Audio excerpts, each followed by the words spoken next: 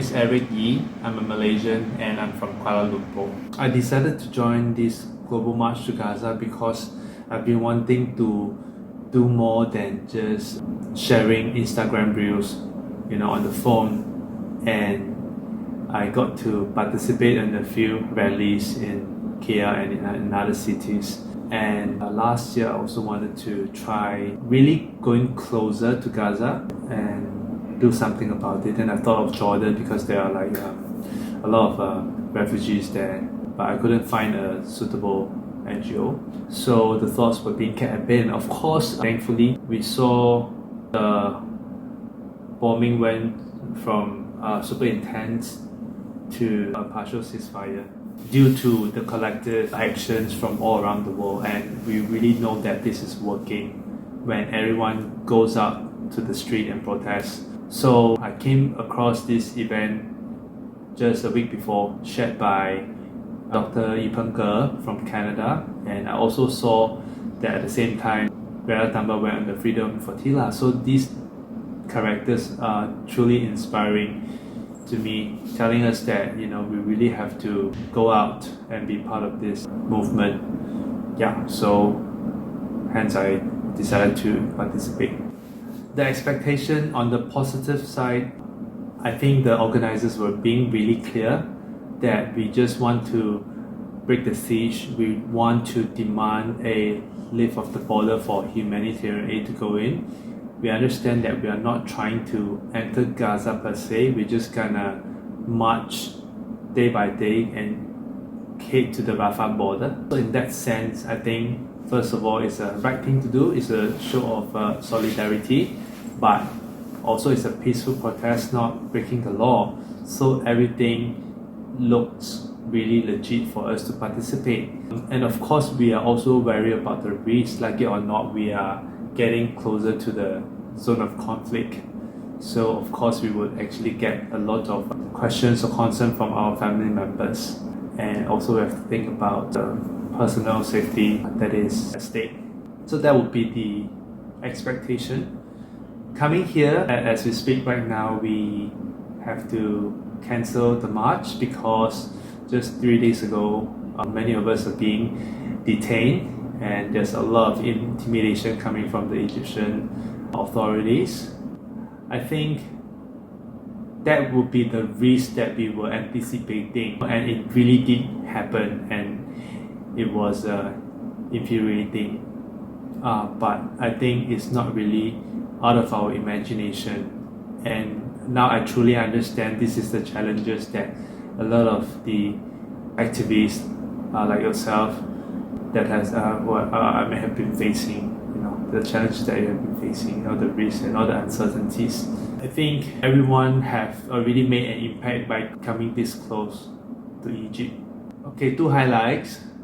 The first highlight is that I feel like we are really in a movie scene gun. Being kidnapped by the police officers, got into our cab, take control of our Uber, not telling us what to expect, who he is despite us asking, and then send us to the detainment room for 4 to 5 hours, menggeledah our barang, right? And seeing ourselves risking being detained, but eventually led out into the city again, but drop us in various parts of cities. So this is something that I have never experienced before. But at the same time, I understand that there's nothing to be fearful of because we are really doing the right thing, and we are not trying to break the law. We are not trying to incite violence. So that would be the highlight. Would be one of the most memorable event in my life, because during the detainment, we got to meet a lot of inspiring figures from all around the world coming for the same cause. So actually we feel so high spirited.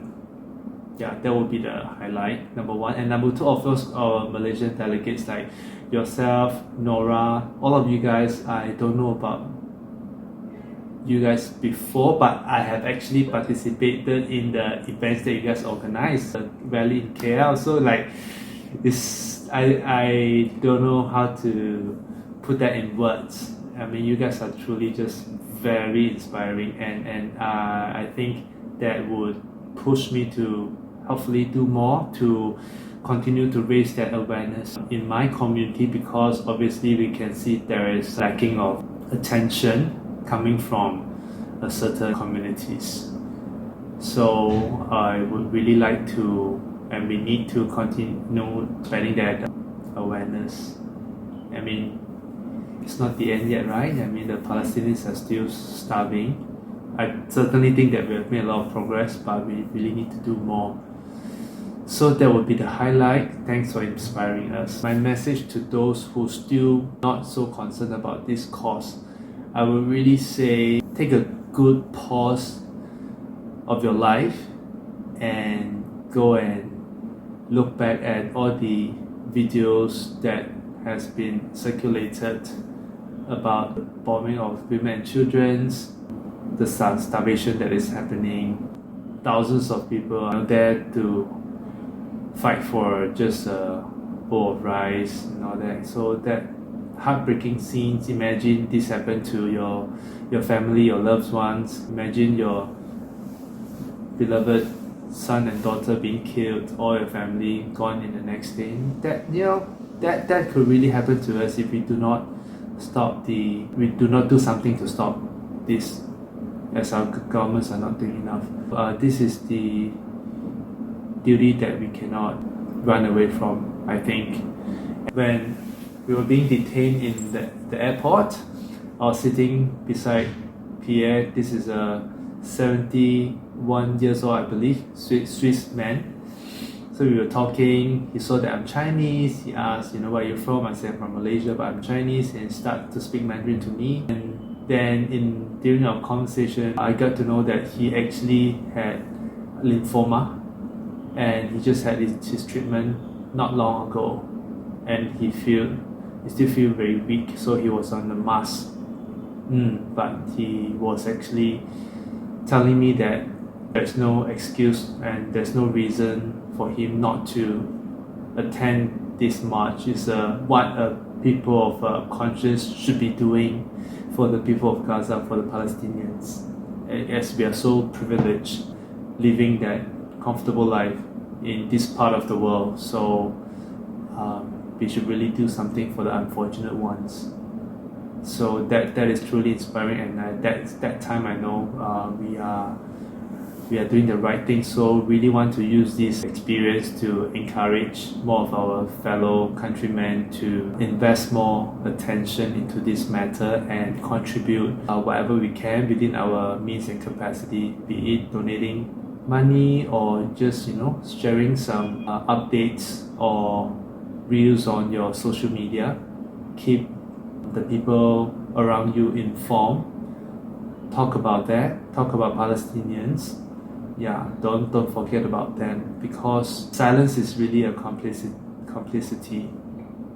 If we stay silent, then the evil would not be held back from conducting the atrocities. And one day, I would always tell my friend nowadays, one day, the next target could well be us. So do not forget about that.